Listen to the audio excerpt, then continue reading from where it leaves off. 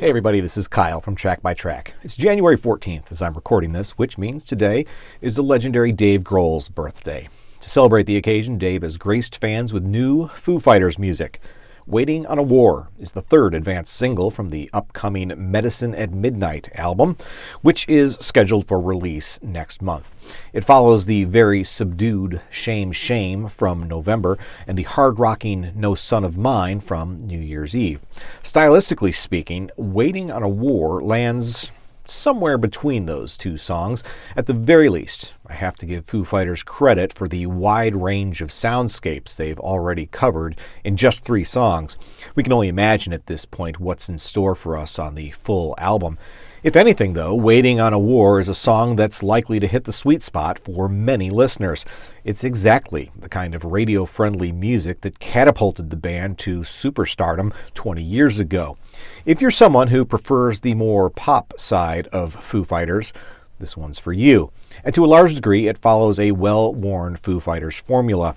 Waiting on a War sounds like a Foo Fighters song, to a fault, in fact. That's not something you could say about the previous 2 singles, both of which felt like the band was exploring new territory. With this new song, Dave and the band are unmistakably on familiar ground.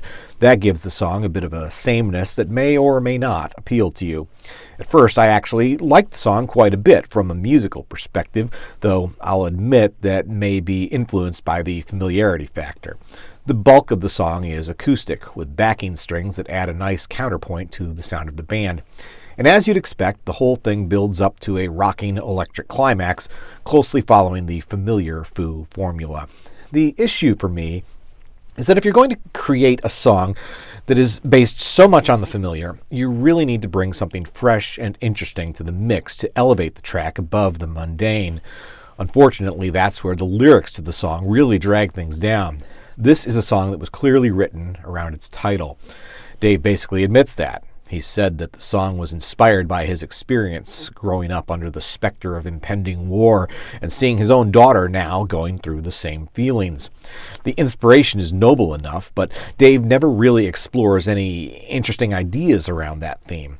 He tries to frame up the narrative around more pacifistic ideals, but I feel like he stumbles right out of the gate.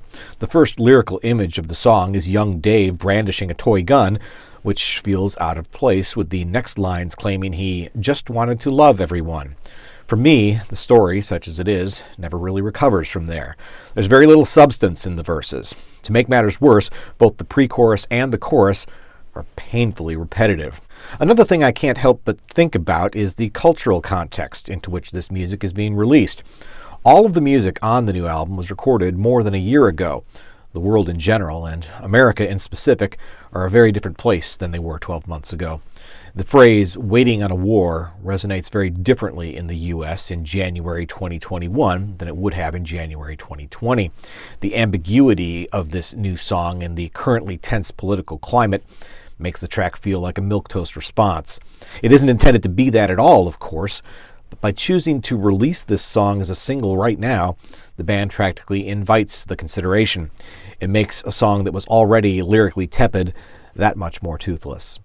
When Shame Shame came out late last year and I lamented the fact that a new Foo Fighters album could have possibly redeemed the dumpster fire that was 2020, I was hopeful for the future. Yet the year 2021 to date has shown little indication of improvement over its predecessor.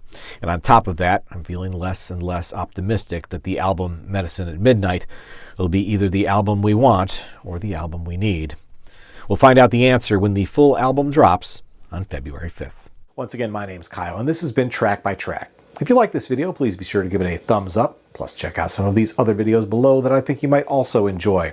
And of course, be sure to click subscribe, because true music fans always want new releases the day they come out. Thanks for watching, and I'll see you next time.